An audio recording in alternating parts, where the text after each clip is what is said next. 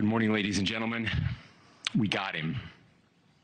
On the evening of September 11th, a family member of Tyler Robinson reached out to a family friend who contacted the Washington County Sheriff's Office with information that Robinson had confessed to them or implied that he had committed the incident. This information was relayed to the Utah County Sheriff's Office and scene investigators at Utah Valley University. This information was also conveyed to the FBI.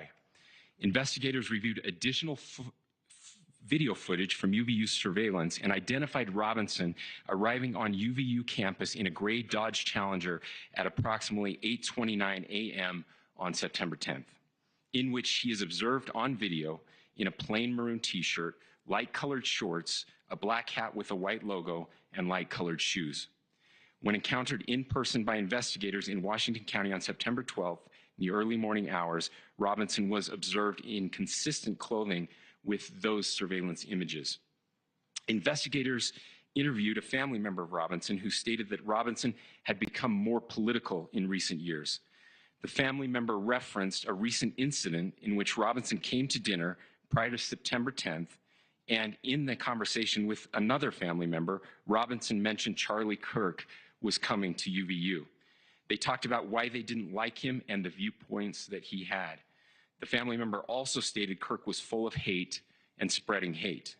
The family member also confirmed Robinson had a gray Dodge Challenger. Investigators identified an individual as the roommate of Robinson. Investigators interviewed that roommate, who stated that his roommate, referring to Robinson, made a joke on Discord. Investigators asked if he would show them the messages on Discord. He opened it and showed several messages to investigators and allowed investigators to take photos of the screen as each message was shown by Robinson's roommate. These photos consisted of various messages, including content of messages between the phone contact named Tyler with an emoji icon and Robinson's roommate's device. The content of these messages included messages affiliated with the contact Tyler, stating a need to retrieve a rifle from a drop point, leaving the rifle in a bush, messages related to visually watching the area where a rifle was left, and a message referring to having left the rifle wrapped in a towel. The messages also refer to engraving bullets and a mention of a scope and the rifle being unique. Messages from the contact Tyler also mentioned that he had changed outfits.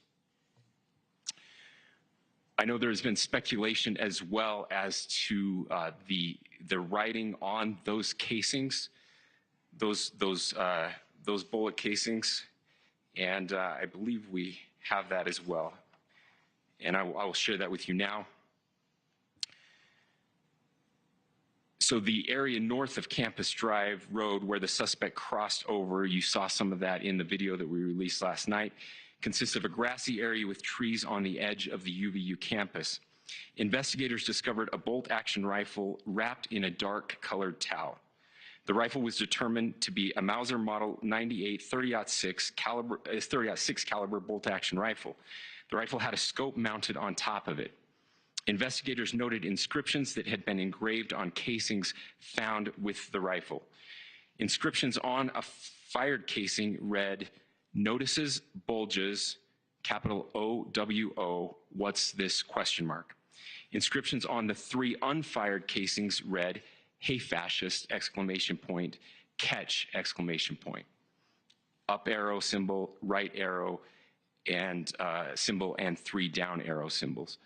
A second unfired casing read, "Oh Bella Chow, Bella Chow, Bella Chow, Chow Chow," and a third unfired casing read, "If you read this, you are gay, LMAO."